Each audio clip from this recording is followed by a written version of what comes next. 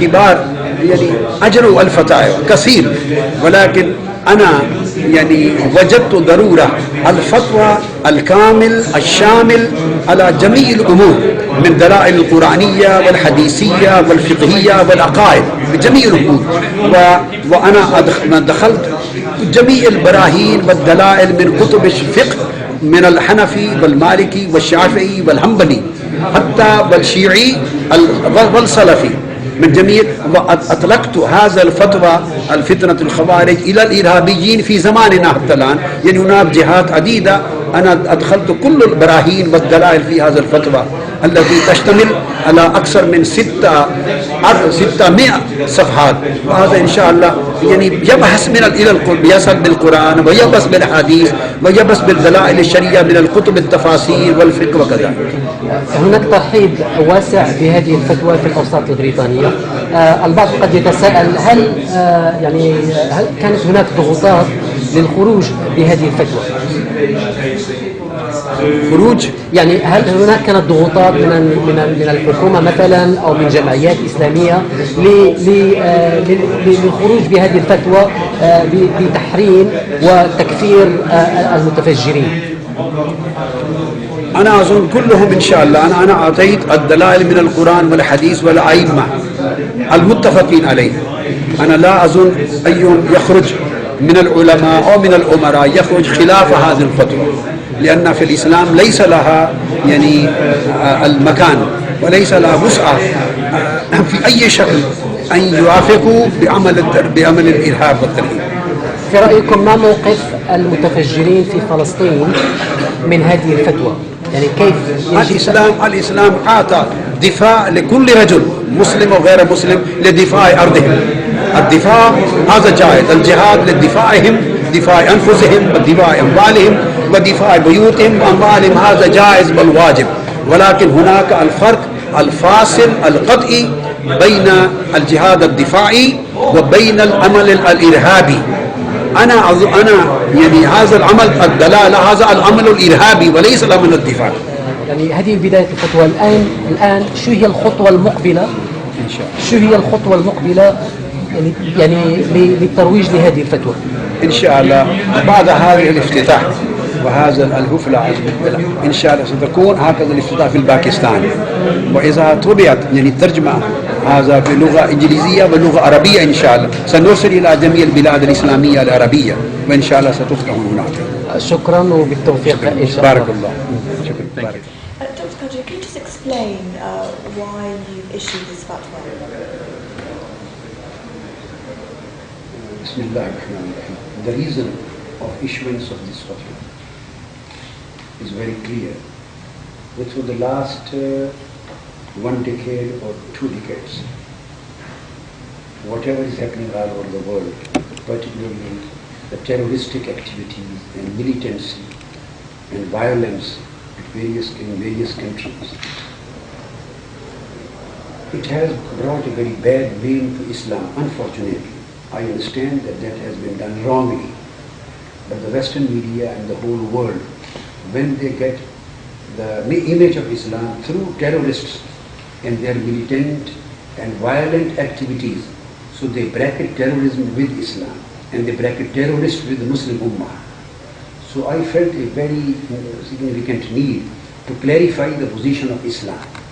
That Islam is just a religion of peace, a religion of tranquility, a religion of security, a religion of goodness, a religion of kindness, a religion of love, a religion of mercy and compassion. It has nothing to do with the act of terrorism. And so it was necessary to clear what terrorism is according to Quran and Sunnah. So I have explained, and it was need of the Muslim youth too, because they have been giving wrong and distorted vision of Islamic teachings about jihad, and they have been misguided by certain people or certain groups that whatever they are doing, the suicide bombings, the killing of people, the public massacre, and blowing them up the buildings and all these things, they think as if they were doing the acts of jihad. And this is the whole thing is martyrdom operation for them, and this act will lead them to Jannah. But there have been other fatwas, there have been other Islamic scholars who've come out with a similar message to yours. What makes yours so different? The difference is that most of the fatwa were verbal, or consisting of few pages, definitely. But there was their need of a very comprehensive fatwa, which would provide hundreds of evidences from Quran on each and every major and minor aspect which is required to change their mind on every aspect. And particularly nobody has connected with evidences that this present terroristic movement or terrorism is a continuity of Kharijite movement. This was very important. We should be very clear that Holy Prophet ﷺ mentioned that the Kharijite movement, which started from the last days of the fourth Orthodox Caliph Sayyidina Ali Karamallahu Wajhul Kareem, that was the beginning.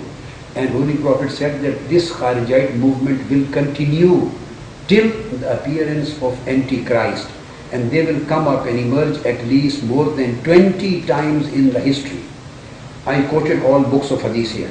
So this is, one should realize that this ideology, which is prompting them to become terrorists, this is an old ideology with new names, and this is Kharijite ideology, and they have emerged with new titles. So Holy Prophet said another new thing. He said, يَخْرُجُونَ فِي أُمَّتِ, and he didn't say min ummati. Abu Sa'id Qadri says that they will come out and they will arrive in my ummah, and Abu Sa'id Qadri says he didn't say from my ummah, differentiating between fi and min. Imam Asqalani and Qazi Ayaz and all Imam Aini and Imam Qastulani and all other scholars, they say it means that they won't belong to Holy Prophet's ummah. They will emerge in the ummah, but they will not be from ummah, and they will belong to the ummatul da'wah, and they won't belong to ummatul ijabah, the actual Muslims. So this was a need to be clarified that what is the status of terrorists. The terrorists, their status, they are committing not only an act of haram, they are committing an act of kufr, because by killing mankind, this is an act of haram. But by considering the killing of human beings lawful, istihlal dima'ihim wa qatlihim, this makes them kufr. This is an act of kufr. So this thing was not included by the previous fatwas. So there were certain very important aspects which wanted to be more clear and crystal clear, which I have included with document, with evidences and with arguments of Quran, Sunnah and classical authorities. You yourself come from Pakistan and from Lahore, which saw some recent violence last year. Who do you blame for this increase in violence in Pakistan, your homeland? I think if we go to the background, to the history, the reason is that the terrorists in fact are not the local products originally. They were imported and they were created in the days of war against Afghanistan, when there was Russian occupation. So various terrorist groups were shifted there. They were imported there, and they were trained, they were sponsored in order to fight against Russian occupation. They fought for 10, 12 years. So after the Russian occupation came to its end, then they were left. They knew nothing except fighting and terrorism, except taking up the arms.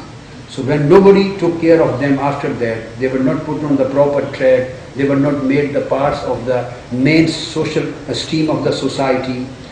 Nobody bothered to make them a useful, peaceful citizens. So they stood there, they never went back.